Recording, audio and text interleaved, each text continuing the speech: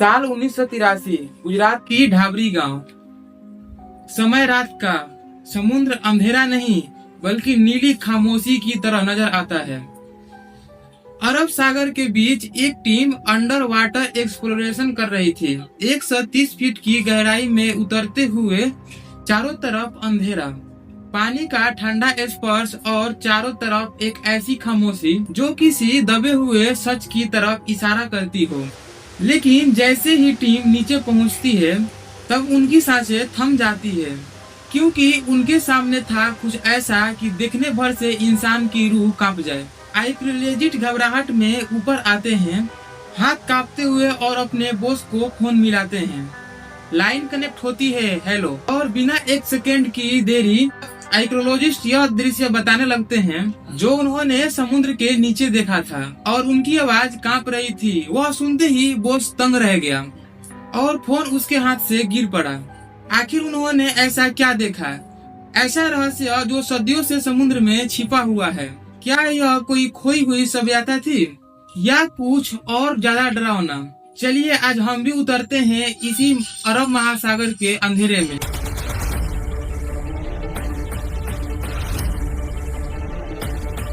Dwarka and came to the conclusion that it was the Dwarka of Mahabharata.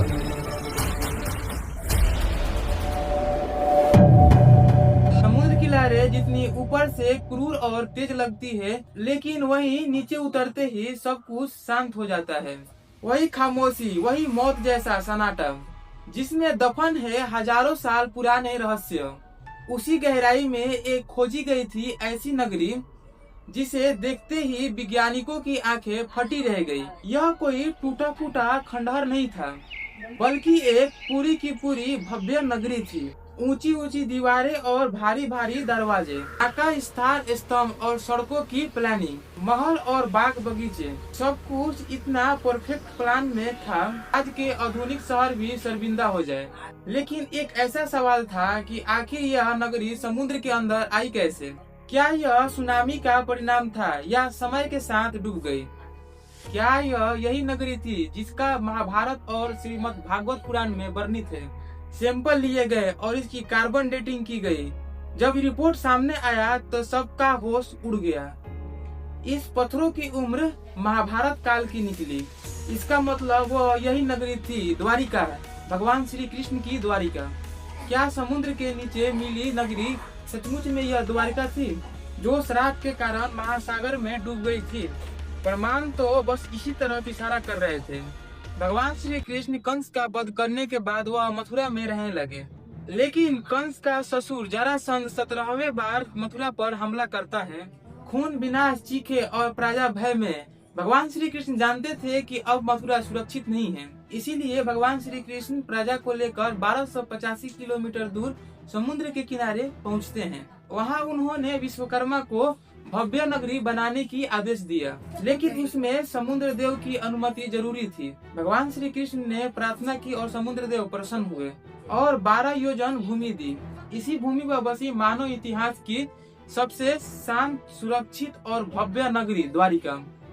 लेकिन हर सुंदरता का भी अंत होता है और हर एक महिमा का भी। लेकिन द्वारिका की अंत किसी युद्ध से नहीं, एक श्राप से होना था। माता गांधारी ने अपने 100 पुत्रों के मरने पर भगवान श्री कृष्ण को श्राप दिया, 36 वर्षों बाद वंश भी तुम्हारा ऐसे ही नष्ट हो। साथ ही मिला सांब को श्राप, रोहे की मूसल, जो कि यादव वंश की विनाश का कारण बना।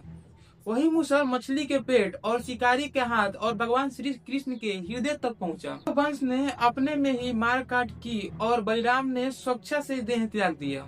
भगवान श्री कृष्ण अकेले जंगल की तरफ जाते हैं और एक शिकारी उन्हें हिरन समझकर तीर चला देता है। तीर वही जो उसी शराब से बना था।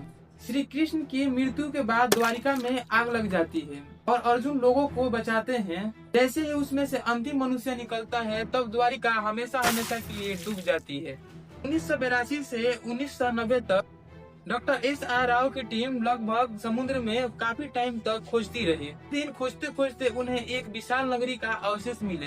एरिया मापा गया 153.6 किलोमीटर, बिल्कुल वही जो समुद्र देव ने भगवान श्री कृष्ण को दी थी। कार्बन डेटिंग महाभारत काल, नक्काशी द्वारिका की शैली, लेआउट भागवत पुराण से मेल खाता हुआ। अब मन में कोई संशय और सवाल नहीं बना था।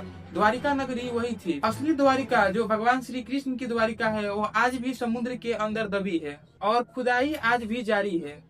इस दुनिया की सबसे महान सभ्यताएं भी एक क्षण में ही मिट सकती है।